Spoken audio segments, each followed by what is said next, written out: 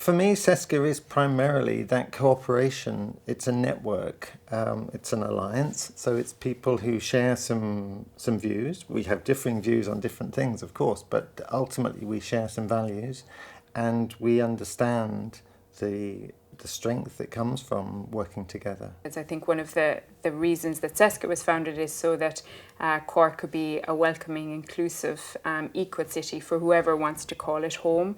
And I think CESCA as an alliance of organisations has a key role in making sure that that happens, whether that's through training and supporting organisations to have those meaningful conversations around what equality actually means in their practice or in their organisations or in their day-to-day lives, but also continuing to be a voice and raising awareness of the inequalities that continue to happen within the city.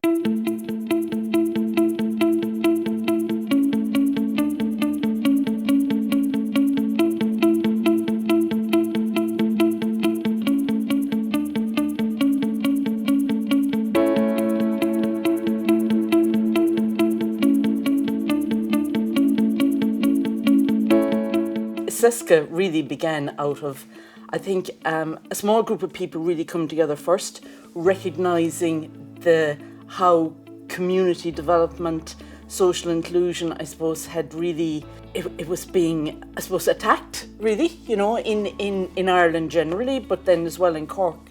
Cork City, it's a small city. There was, I suppose, lots of challenges to the community voluntary sector in the city, and particularly for what I'd call the workhorse organisations that are really, we're doing a lot of the work in the city, sort of grassroots organisations.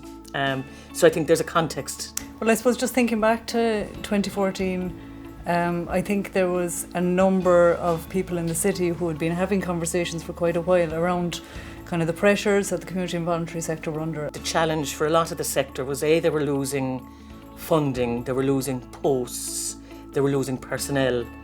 And then there was systems coming into play where there was a lot of metrics being introduced. I suppose one of the other things from my perspective is that the HSE in Cork City is the biggest funder of the community and voluntary sector. So we fund approximately 300 organisations in the city. And I suppose Ronnie and myself would really felt very strongly that we had, I suppose, a duty of care to that sector as well, and a responsibility to ensure the continuation and the ongoing strength of that sector. And when we did have meetings with some of the groups, it emerged very, very quickly how shared the values were. Really solidly based on a community development approach, community education, commitment. And if you have some means, like if you have an organisation that touches 50 people, and if you have 10 organisations in it, and if they were really taking equality seriously, but if they were looking at how you'd bed that into communities, that could be very powerful. And then when the discussions emerged around sustainability, they ranged from sustaining the organisation, sustaining the work, sustaining communities, sustaining a fully developed city, and the question of sustainable development of the planet and the environment. So all of those concerns were very much shared by all the initial set of organisations.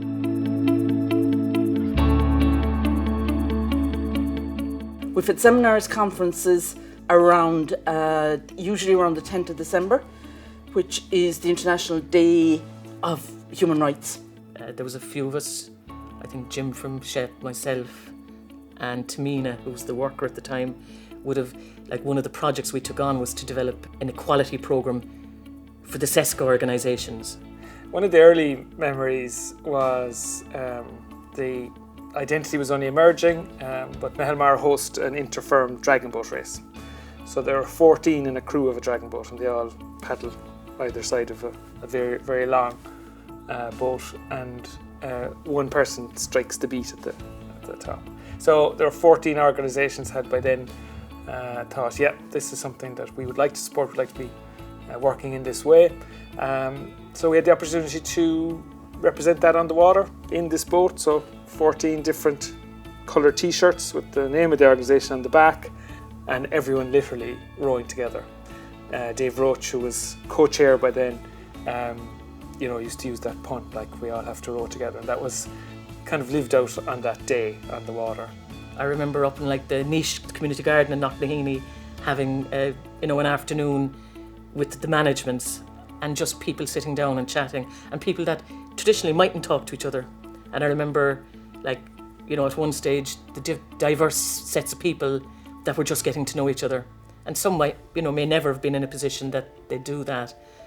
So I think some of those gentle parts of building capacity and building trust, because trust is important in community development. Within the community I work for, one of the key ones, and that CESCA like really took on, was the marriage equality referendum. Like, that was a really difficult campaign. As much as people think it was like, you know, it was a shoe-in, it was a really difficult campaign, and particularly to those of us, you know, that are really affected. And CESCA just took it on. The people, the members of CESCA took it on in a way where they campaigned, they went out canvassing, they took it back to their own organisations and informed their own organisations of the importance of it. All of the organisations coming together to support the marriage equality campaign in the city, and obviously some of our organisations were at the heart and soul of that campaign, and it was a real privilege to be able to kind of wrap around that campaign and to be part of it. So that's one thing that sticks in my mind. And at times when we and Dave Roach, the late Dave Roach, unfortunately, because we were very much involved in the campaign, involved together, and then having CESCA sort of arrive to support us it was incredible. And that we have all seen the difference that has made in Ireland to you know, my community in particular, but to everybody.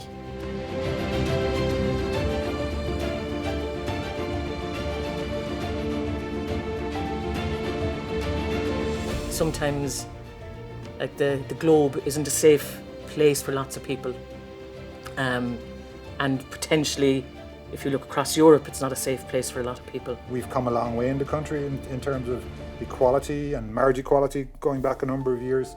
But even yesterday, we saw a young man on I think it was the Lewis or a bus in Dublin, and I had seen it on Twitter, who was beaten up clearly just because of his sexual orientation. But there's huge challenges in terms of inequalities in our city, among our communities, and that is an ongoing challenge. So CESCA is needed, and it needs to continue to think its way through what the challenges are.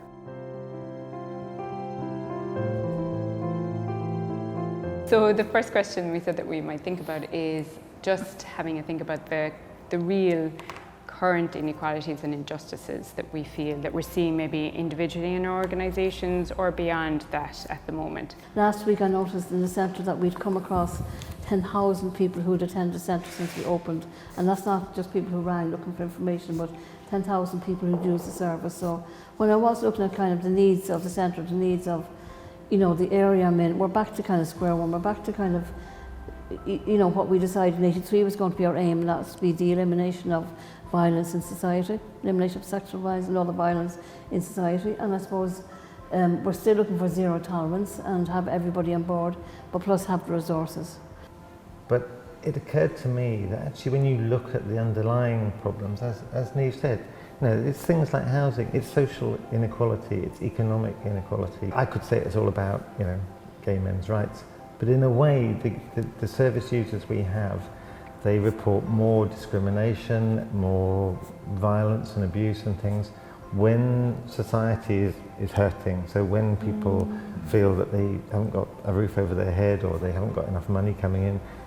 If you have a good life, you don't mind other people having a good life. But if you have a bad life, you resent anybody having anything that you think you should have. The thing that I suppose I've been very aware of always with youth work, mental health in all its guises. I think in the last few weeks it really has come to our attention in YMCA.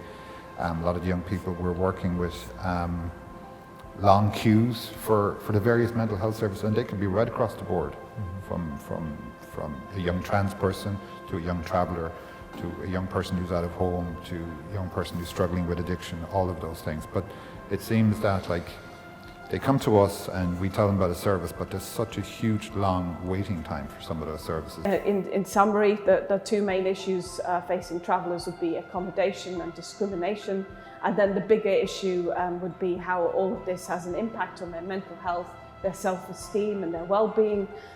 We had feedback from some young travellers who said that, what if all these negative perceptions of travellers is what I'm supposed to be like? So it's having that kind of effect as well, where it's leading to internalised racism.